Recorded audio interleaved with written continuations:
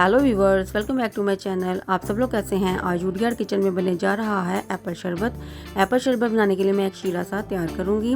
एक पैन में मैंने आधा कप चीनी, 1 कप पानी और आधी टीस्पून फूड कलर, 3 से 4 ड्रॉप वनीला एसेंस के इसे डालकर अच्छे तरीके से मिक्स करना है। फूड कलर की बजाय आप ज़ाफ़रान भी डाल सकते हैं। इसे उस वक्त तक पकाना है जब तक चीनी डिज़ोल्व ना हो जाए। मैंने इसका शीरा नहीं बनाना और ना ही एक तार चाशनी तैयार करनी है। चीनी हल हो जाए तो नीचे से गैस को बंद कर देना है, उसे ठंडा होने के लिए रख देना है।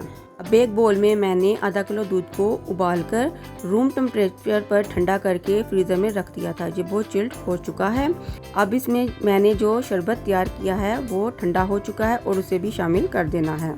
अगर आप मेरे चैनल पर नए हैं तो मेरे चैनल को सब्सक्राइब लाइक ज़रूर करें और अपने दोस्तों के साथ शेयर भी करें ताकि मैं अच्छी अच्छी वीडियोस लेकर आ सकूं।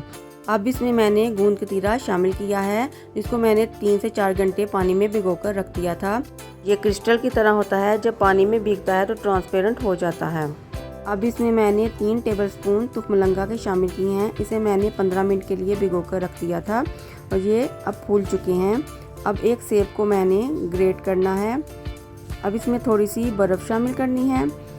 बर्फ़ शामिल करने के बाद जो मैंने एप्पल ग्रेट किया हुआ है उसको डाल देना है। एप्पल को बाद में ग्रेट करना है, पहले ग्रेट नहीं करना, नहीं तो एप्पल काला पड़ जाता है। गूंद कतीरा और तुखमलंगा आप अपने टेस्ट के हिसाब से कम ज़्यादा कर सकते हैं। इसे मिक्स करना है। आप इसकी लुक चेक कर सकते हैं। अब मैं इसे सर्व करती हूँ। आप इसमें अपनी पसंद के ड्राई फ्रूट भी शामिल कर सकते हैं। गर्मियों के मौसम में ये बहुत ही फ़ायदेमंद है। ये बहुत ठंडा और रिफ़्रेशिंग है। ये बहुत टेस्टी और मज़ेदार एप्पल शरबत तैयार हुआ है। आप इसे बनाकर अपने घर वालों को ज़रूर सर्व करें, उन्हें बहुत ही ये टेस्टी और मज़ेदार लगेगा।